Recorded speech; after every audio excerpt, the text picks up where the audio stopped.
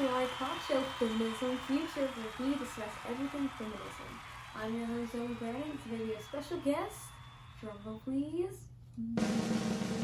Jean Kilbourne, a pioneering activist, speaker, and writer. Jean is most notably recognized for her work on the image of women in advertising, where she has received numerous awards and honors for her contributions to improve the image of women in the media. Jean, please tell us about yourself. Hello everyone, and thank you so much for having me here today. It's such an honor. So yes, let's see, everything about myself. Well, for starters, I was born on January 5th, 1943 in Junction City, Kansas. I later moved to Boston, Massachusetts, where I attended my university and college. I attained my BA in English from Wellesley College. Then I later obtained my doctorate in education from Boston University. After I graduated, I was fortunate enough to receive an award from Wellesley, which allowed me to spend 3 years in Europe.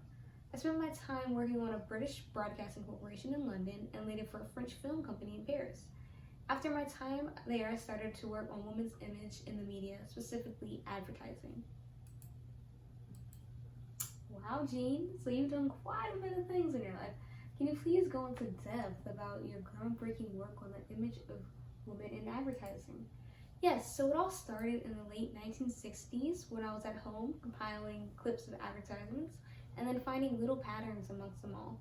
At this time, nobody in the world really took advertising seriously, and so nobody really saw the harm, but I did, and so I decided to explore the connection between advertising and its impact on women.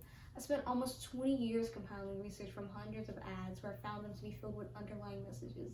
These messages mainly affect our women and girls, and if you check out my book, Deadly Persuasion, I go into depth explaining how advertising particularly affects our women and girls.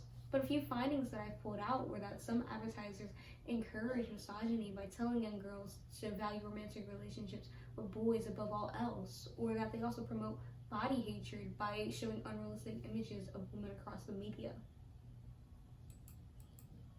Wow. Can you please enlighten us on any of your other work? Yes, so I started off by going to different college campuses and giving lectures on the subject of how the media portrays women. I then decided to change the way that I presented this information and decided to create a film. And thus my series, Killing Us Softly, was born. In the series, I was able to explore how different forms of advertisement, from print to television, portray women.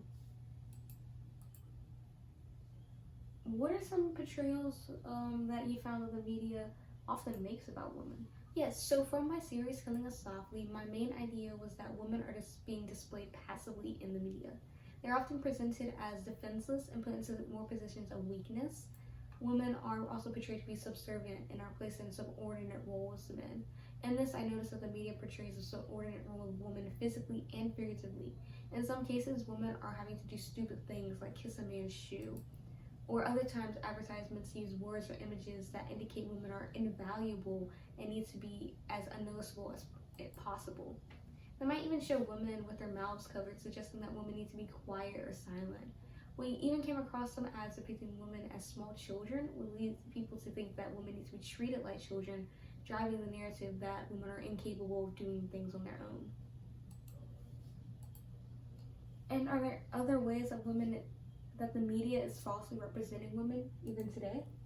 Yeah, so they're continuing to create false narratives about women. Most advertisements that include women in them only present them as flawless individuals, contouring away all their imperfections, suggesting that only certain types of women are only adequate. And then sometimes ads will only have a woman in them to compare them to a man, by making them seem as if we are less than intelligent or weaker than the man. And not only that, but other issues about women within advertisements include the over-sexualization of women or using them as sex objects. Ads continue to do this even though it's harmful to the image of women, because they have found that men are more likely to buy products when sexualized women are on the forefront. Wow, Jean, you've really done a lot with analyzing women's image in the media and have brought so much awareness to the harmful and inaccurate portrayals of women. We thank you so much for your contributions to the movement and helping change the narrative of women in the media. Thank you so much for having me. It was so wonderful being able to tell you all about myself. Let's give her a round of applause, please.